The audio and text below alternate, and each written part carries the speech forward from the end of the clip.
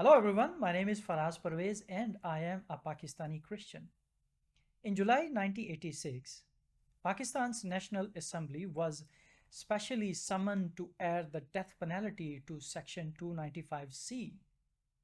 This single amendment turned the law into one of the world's most dangerous weapons against freedom of expression and religious minorities, especially against Christians.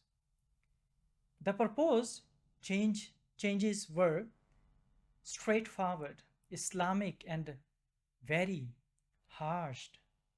Along with life imprisonment, the death penalty will also be imposed on the offender of the blasphemy against their Islamic prophet Muhammad.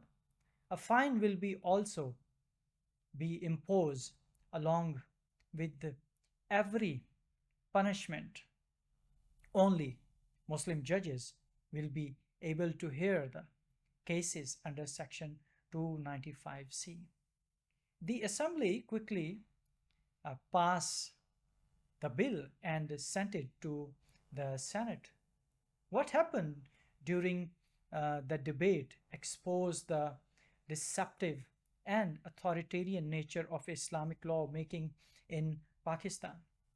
The weapon of Islamic Ijma, the parliament based its justification for adding the death penalty on only two things: Ijma, that we call consensus in English, and the only questionable hadith. Speaker after speaker repeatedly declare that the entire Muslim Ummah has complete consensus that the only punishment for insulting Muhammad is death. They uh, left no room for any difference of opinion. There are no two opinions on this matter. The entire Ummah has ijma on this. There is no difference of opinion. All Islamic school of thought are unanimous. There is no need for uh, discussion on this. How can you even think of publicizing this? The entire Muslim Ummah has ijma on this. They were using the word ijma like an axe. This is the pure Islamic method. Once consensus is claimed, any disagreement is declared kufr. But the interesting thing is that the Pakistani Muslim lawmakers who claimed the ijma on the death never showed any real consensus or forgiveness and mercy.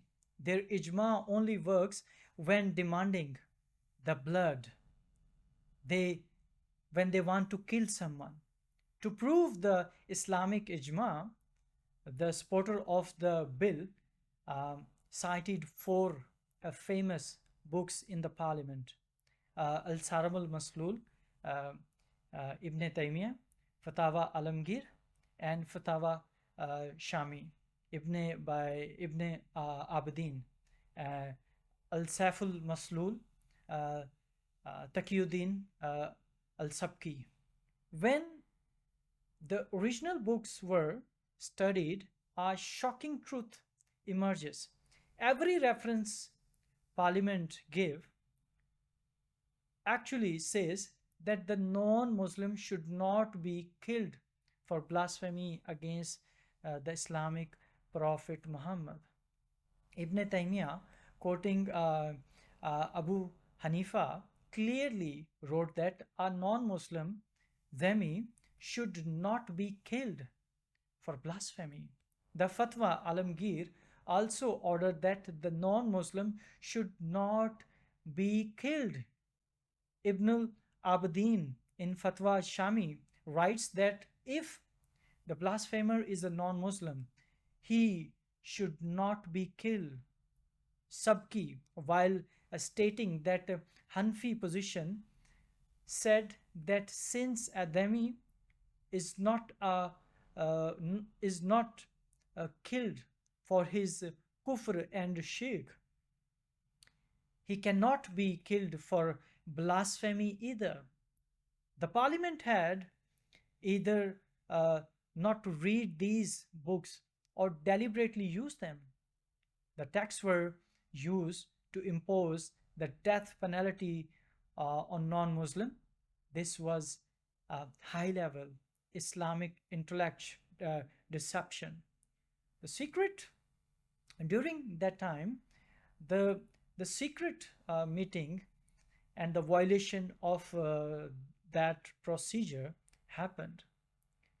The real decision was not made in the open assembly, but in the secret meeting attending by the Minister of State, Mir Nawaz Khan Marwat, Gohar Rahman, Liaquat Baloch, and a few Islamic scholars. The minority members of the assembly were not even aware of this Islamic meeting. The passage of bill also violated the assembly's own rules for procedure. The copies of the bill were not even provided to the members in advance. When members asked for them, the speaker ignored them. No one demanded that the bill be sent to the public debate or expert opinion. They knew it. It was matter of Islam. Take lives.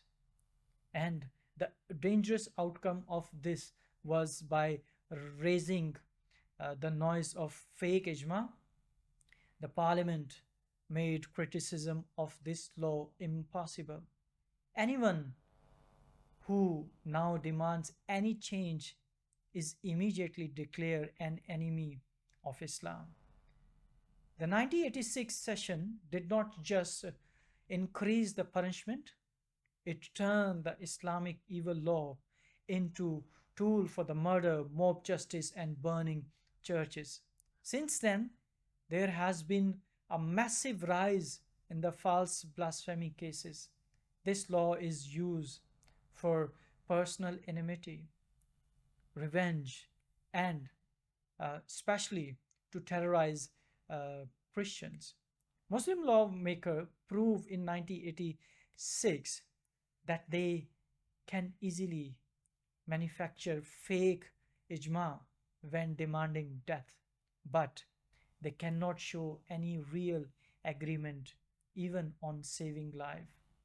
Their ijma only works for the shedding blood for the Muhammad.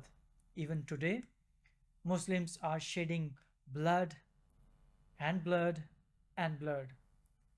This was not a legislation, but the enforcement of Sharia supremacy under parliament cover, deception, recklessness, and bloodshed. From 1986 until today, the blood of thousands of innocent is on the hands of the those who pass this law through lies, reference, and the fake ijma. And Pakistani Christians are still paying the price for it. Thank you so much.